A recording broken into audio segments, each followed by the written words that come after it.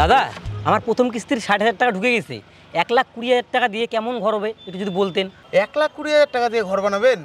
আর সরকার থেকে 1,20,000 টাকা দিচ্ছে না, লাগলে 2,000 লাগান যাবে, একটু বানাই দিন। ঠিক আছে, আমি কালকে দেখতে যাবো। এখানেই ঘর বানাবো, পুরানা মাটির ঘরটা ছিল তো ভাঙিয়ে দিলাম। 1,20,000 টাকার মধ্যে ঘর? ঠিক আছে, আমি লিস্টটা করে দিচ্ছি, ওই সব মালগুলো নিয়ে আসবেন।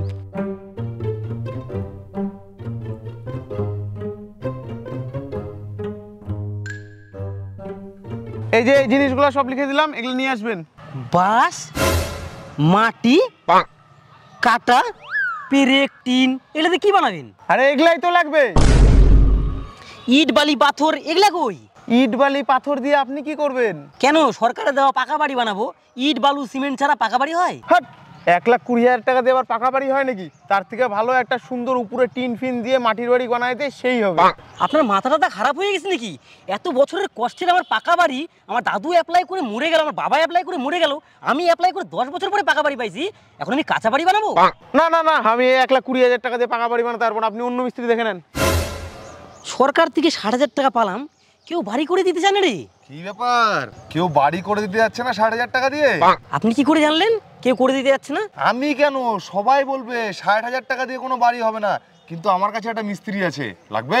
কি মিস্ত্রি আছে আপনার কাছে? 1,20,000 টাকা বাড়ি কমপ্লিট করে দিতে পারবে? হ্যাঁ করে দিবে, করবেন নাকি বলেন? হ্যাঁ করবো তো, কিন্তু মিস্ত্রিটা কি? আমি। আপনি মিস্ত্রি?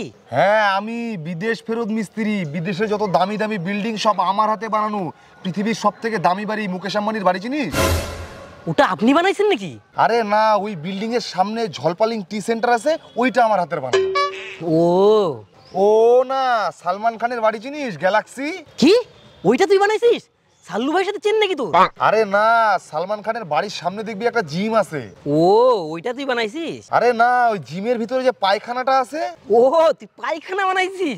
আরে না, পায়খানাটা আমি বানাইনি, পায়খানার ট্যাঙ্কিটা আমি নিজের হাতে বসাইছি। বুঝলাম, তুই কি বানাইছিস ওগুলো আমার দেখে লাভ নাই, তুই আমার পাকা বাড়িটা বানাই দিতে পারবি কি? আরে কালকেই পিলার তুলে দেবো, আমি কি আর আজকের মিস্ত্রি? হ্যাঁ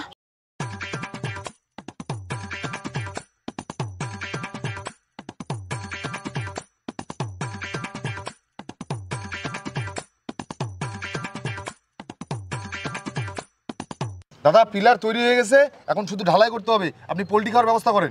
কি একদিনে পিলার তৈরি হয়ে গেল? চলেন তো দেখি, আসেন।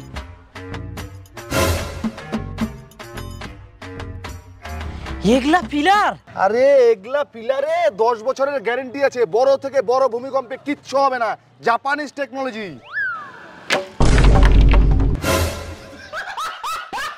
আমি তো ভূমিকম্পের গ্যারেন্টি দিছিলাম, হাওয়ার তো দিইনি। আমার 60,000 টাকা নিয়ে এরকম চুনা লাগাই দিল।